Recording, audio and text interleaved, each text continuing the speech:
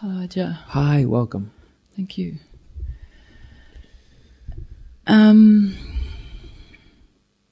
I've read that you and just about every other contemporary enlightened person that I've read about came from a spiritual practice, a tradition. Eckhart Tolle, Byron Katie. I don't know about Eckhart, I have to say. I do. He didn't seem to come from a tradition Not at all. Not at all. No. Well, we'll forget about those. Okay.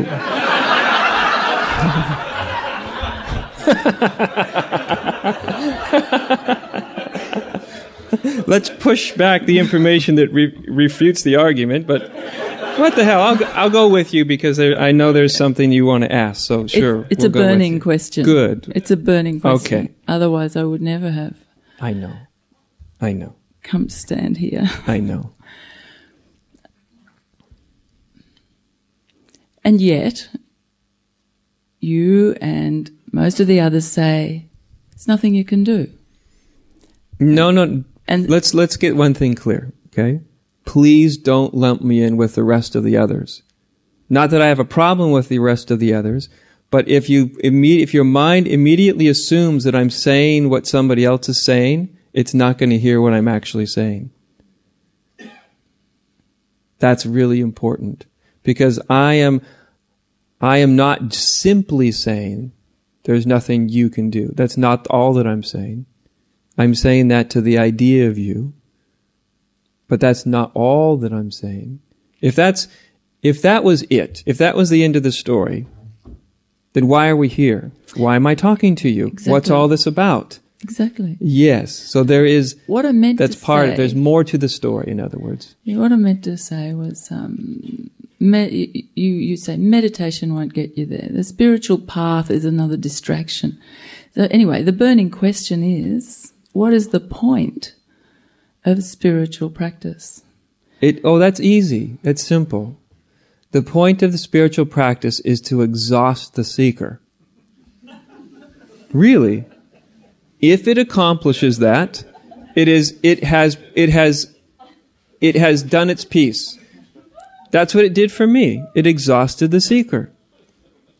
Is it not? I don't know. I'm not saying I couldn't have done it without the practice, but the practice was definitely in an arena in which the seeker in me could strive and struggle and do all those things and eventually exhaust itself into surrender. So therefore, I look back on all the practice I did with a great reverence because it was part of what happened. I can look back and say, there's a very big difference between saying, ultimately, from the view of the ultimate, nothing needs to be done because everybody is already that. There's a big difference between saying that was just a statement from the view and saying, therefore, don't do any practice. I never tell people, don't do practice. I try to reorient the way they are.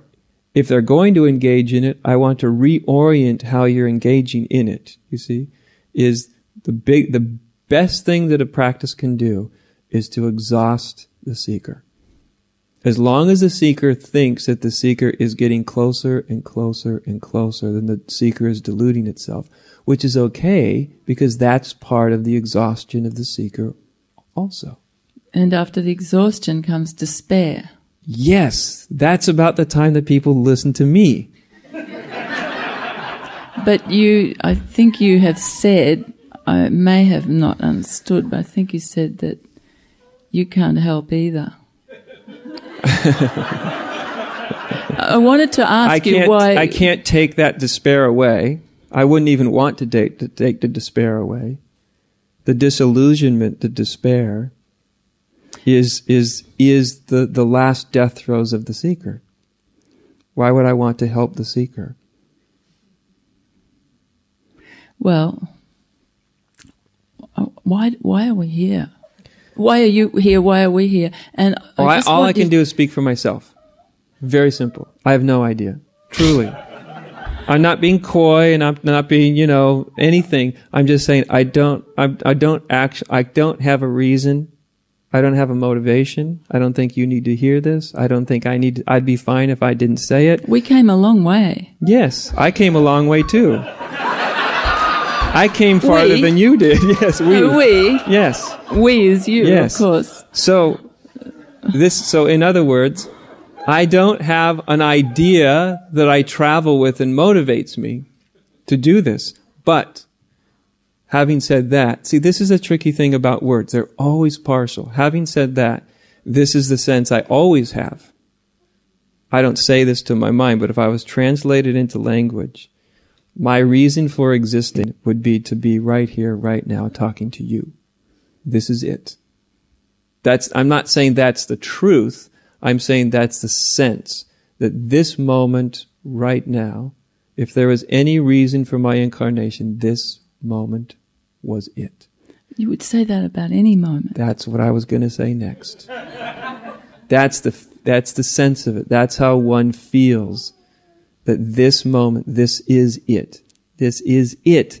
This moment is the reason I was incarnated. This one. That's why I say I can't carry this thing called a purpose or a meaning, because each instant is the totality of purpose. Each instant is the totality of meaning. It can't be carried on.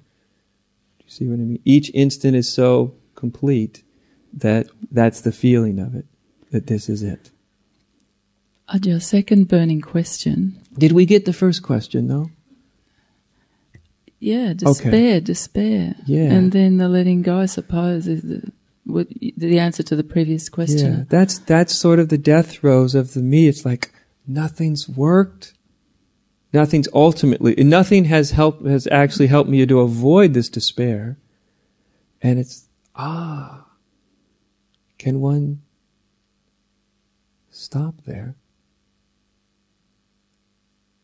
Not resist that despair. Because that's just the me running out of avenues that even it will believe will save it. Right? That's the place where you can stop. Stop right in the middle of the despair. That's a grace. Grace doesn't always come in the package we expect it.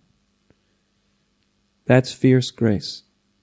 Fierce grace is not the grace that comes and pats us on the head and gives us a moment of bliss. That's really nice, but there's this other side of grace that can be quite fierce.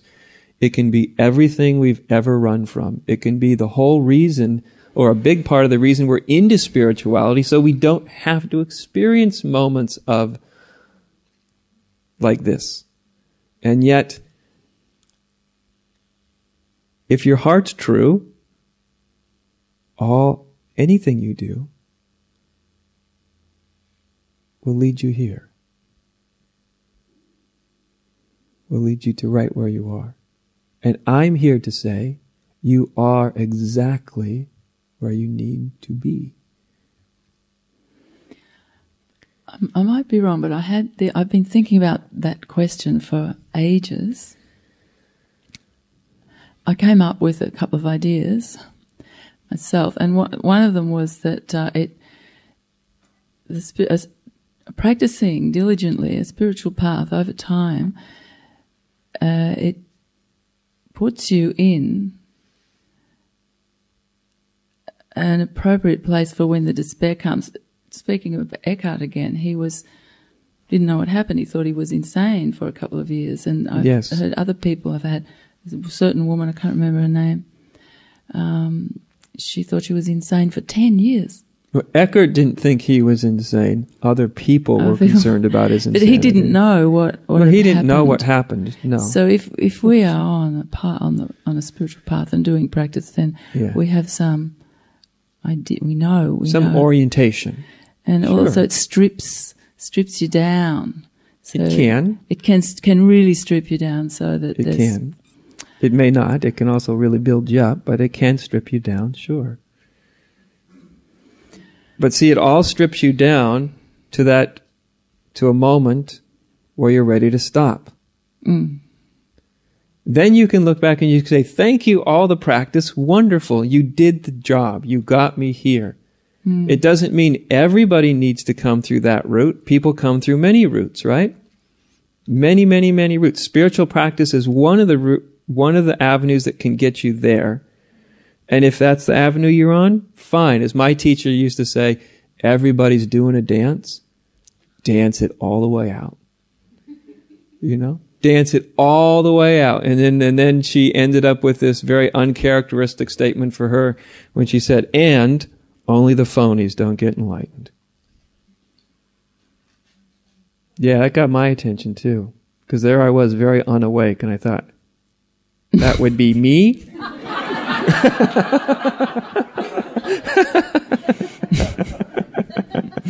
Uh-oh. Yeah.